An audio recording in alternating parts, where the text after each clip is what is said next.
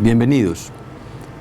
Esta es la cuarta unidad del curso de Contabilidad y Administración Financiera.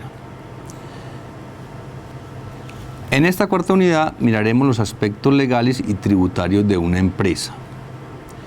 En términos de aspectos legales, podríamos clasificarlos en dos: los aspectos que requiere la empresa para crearse y los aspectos tributarios sobre esa creación de empresa. En el primer caso, aspectos legales para crear empresa tienen que ver con tres vidas, a saber, la vida jurídica, la vida comercial y la vida tributaria del ente comerciante. En la vida fiscal son todos aquellos requerimientos que exige la notaría para constituir la empresa como tal a través de una escritura pública. En segundo término tenemos la vida comercial y son todos aquellos aspectos como requerimientos que nos exige la Cámara de Comercio para que la empresa y el comerciante tengan vida comercial. Y por último, la vida tributaria son los requerimientos que exige el Fisco Nacional para que la empresa sea legal fiscalmente y pueda tributar en una nación determinada. En términos de aspectos legales sobre el capital social de la empresa, podríamos decir lo siguiente, y es que todos los aspectos legales sobre el capital social a la hora de constituir o crear empresa son equivalentes al 12% del capital social.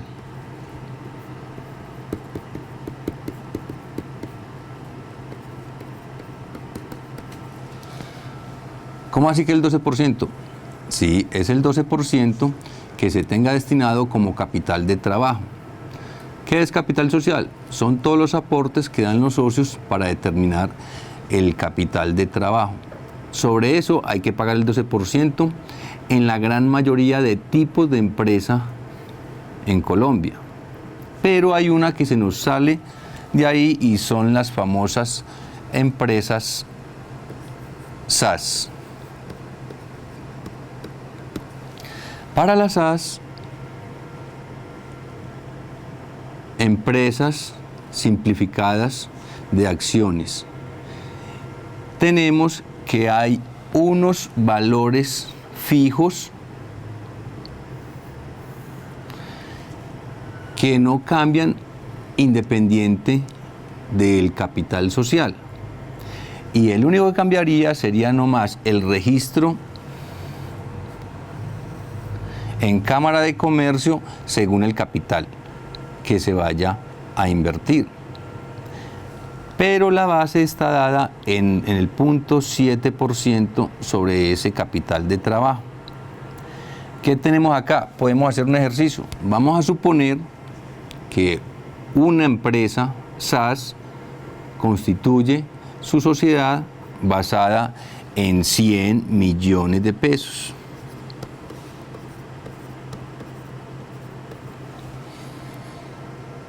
Si se basa en 100 millones de pesos, ahí sí podemos decir y hacer un cálculo aproximado de cuánto va a pagar, con el fin de compararlo con este 12% que tienen que tributar para crear una empresa las demás sociedades en Colombia.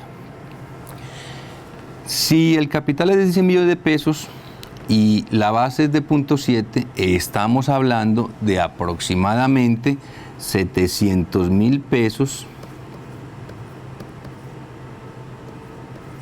que tiene que pagar como impuesto sobre ese capital en la Cámara de Comercio.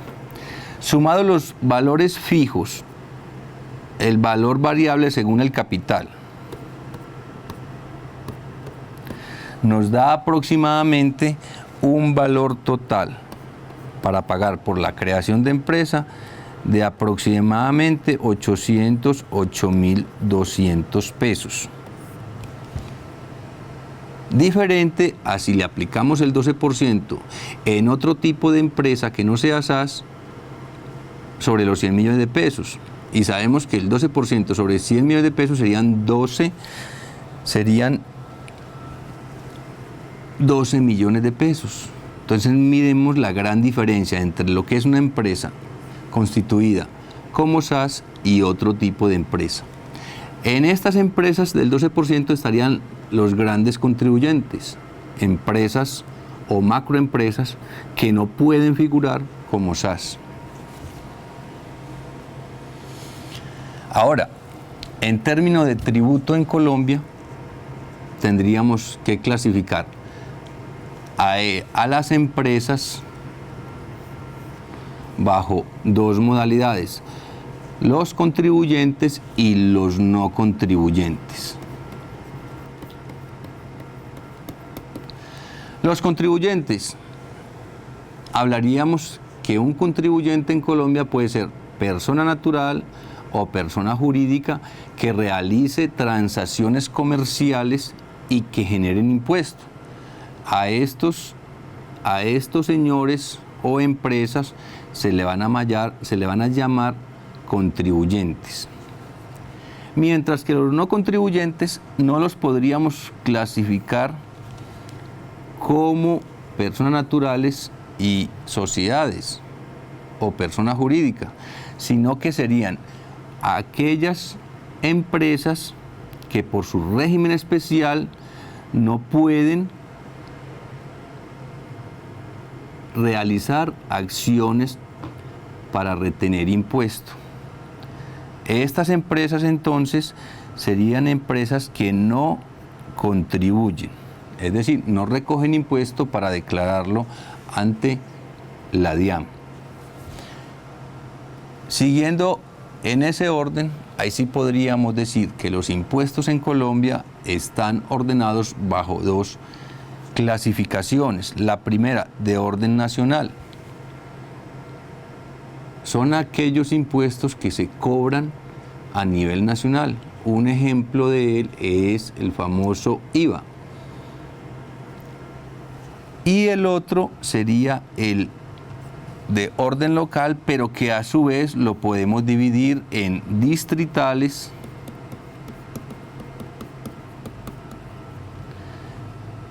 departamentales, regionales y locales, o para que no repitamos, municipales. De orden distrital, solamente lo pueden hacer en Bogotá, Distrito Capital. De orden departamental, todos los departamentos. De orden regional, dentro de los departamentos hay regiones y algunos en esas regiones tienen que pagar impuestos según la economía de esa región. Y municipales, todos aquellos que tengan que ver con el municipio. Ejemplo de ellos son los impuestos prediales, los impuestos de industria y comercio y algunos otros. Ahora, podríamos hablar de 4 impuestos o macroimpuestos que mueven el fisco nacional, y dentro de ellos el primero sería el impuesto al valor agregado. Habíamos dicho que en el impuesto al valor agregado las siglas son el IVA. ¿Por qué se llama impuesto al valor agregado? Porque a medida que cambie de valor el producto o el artículo, va generando más valor sobre el IVA. Podríamos hacer un ejemplo con un artículo que vale 100 pesos. Si decimos que el artículo que vale 100 pesos está grabado sobre una tarifa del 16%, significa que tenemos que tributar 16 pesos de esos 100 que vale el artículo. Pero mi empresa se dedica a comprar y vender, es decir, una empresa comercial. Y digo, si compro una un artículo en 100 pesos, el artículo en total aparentemente me está costando 116 pesos por la tarifa del IVA. Pero resulta que yo ese artículo sin el IVA lo voy a vender en 150 pesos. Entonces, al venderlo, como soy un ente o una empresa, tengo que cobrar el IVA.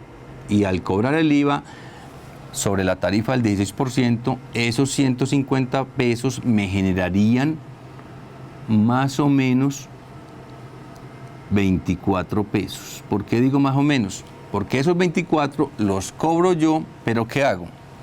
Como empresario me voy a pagar esos 16 pesos iniciales que yo pagué y que la empresa que me vendió a mí se la dio a la DIAN. Es decir, la DIAN ya sobre ese elemento, ese artículo, ya tiene 16 pesos. ¿Qué hago yo? Como voy a revender el producto por un mayor valor, cobro 24 pesos, de los cuales solamente puedo declarar ese valor agregado, es decir, la diferencia entre 150 y 100, que equivale a 50 pesos. Es decir, yo solamente puedo declarar 8 pesos para un total de impuesto de 24. Y mire que cobré 24, pero me pago los 16 inicial y luego los 8 los declaro y los pago. Por eso se llama impuesto al valor agregado. El impuesto al valor agregado tiene 3 categorías con respecto a los bienes y servicios.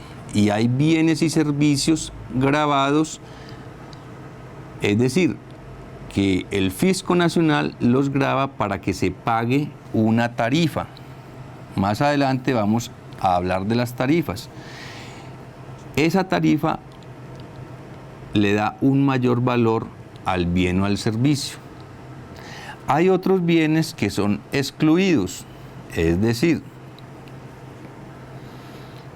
no están gravados y la empresa, así tenga permiso para retener impuesto y pagarlo, no puede hacerlo porque el bien está excluido. Un ejemplo muy claro es el servicio de pasajeros. Si yo compro un pasaje de aquí a una región cercana, sobre ese servicio no me pueden cobrar el IVA. Si soy empresario, yo no puedo generar IVA sobre ese servicio. Y hay otros elementos o bienes y servicios que son exentos, es decir, están gravados bajo una tarifa, pero aquí decíamos que habían unas tarifas y vamos ahora sí a decir que las tarifas son del 0%, del 5% y del 16%. Esto en materia de reordenamiento del IVA en los últimos 3 años, porque antes había mayor cantidad de variabilidad con respecto al IVA. Para esta entonces modalidad de aquellos que son exentos, la tarifa es del 0%. Es decir, están grabados, pero no se paga absolutamente nada. Impuesto al valor agregado en Colombia, lo que habíamos denominado como IVA. Las tarifas, repetimos, son del 0%, del 5% y del 16%. Ahora, las empresas que generen IVA tienen que pertenecer a 3 regímenes a saber: régimen común, régimen simplificado y grandes contribuyentes. Para el IVA trabajamos con 2 regímenes: régimen común, régimen simplificado. Para otro tipo de impuesto, como el de retención en la fuente, hablaríamos de grandes contribuyentes. Lineamientos para el régimen común están escritos en el Estatuto Tributario y que tienen que ver con el RUD, con expediciones de facturas y otros elementos, y que cumplen con unas tarifas, las cuales tenemos acá, la del 0% para exportadores y productores de bienes, artículo 440 del Estatuto Tributario. Para el 16, según lo que nos dice la literatura, respaldados en el Estatuto Tributario, y para el 5% para bienes de servicios también establecidos en el Estatuto Tributario. De esa misma manera seguiremos con otros lineamientos que complementan el régimen común, y dentro de ellos es la expedición de certificados de impuesto, la información sobre el NID y sobre el RUD, siempre respetando las tarifas de las cuales hemos hablado para el IVA. Ahora, el régimen simplificado está declarado por el artículo 499 del Estatuto Tributario. ¿Y quiénes pertenecen a él? Aquellos que no pertenecen al régimen común. Podemos hablar de las tiendas de barrio, aquellas que no cumplen con este parámetro y en la cual el IVA hay que pagarlo a la hora de comprar el artículo o elemento, pero a la hora de venderlo no se puede generar IVA porque pertenezco al régimen simplificado. Es decir, ese IVA que se pagó inicialmente queda como un mayor valor del producto y lo asume el consumidor o usuario. De igual manera, para cumplir con el régimen simplificado hay que estar dentro de todas estas condiciones para poder decir como sociedad y como empresario que yo pertenezco al régimen simplificado. Podemos observar que dentro de cada uno de esos lineamientos encontramos unos valores y unas unidades de valor tributario encerraditas en paréntesis. O cumplo el valor o cumplo las unidades de valor tributario. ¿Qué son las unidades de valor tributario? Es la figura que tiene el Estatuto Tributario para ir subiendo a medida que sube la inflación sobre el índice de precio al consumidor cada año y establece una cifra en valores tributarios.